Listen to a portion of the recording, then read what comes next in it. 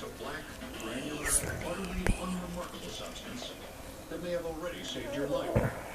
This substance is the key component of gas masks, poison antidotes, air purifiers, water filters large and small, and literally hundreds of other products. It's known as activated carbon. Carbon naturally has strong bonding capabilities. In activated carbon, this ability is greatly extended by the addition of microscopic pores. The internal pores give activated carbon a tremendous surface area, and make it the most adsorbent material known to man. One teaspoon of activated carbon has the surface area of an acre, and 1 gram of activated carbon has the surface area of a football field. With its ability to absorb dangerous chemicals or undesirable tastes or textures, activated carbon may be the most useful thing you'll never see.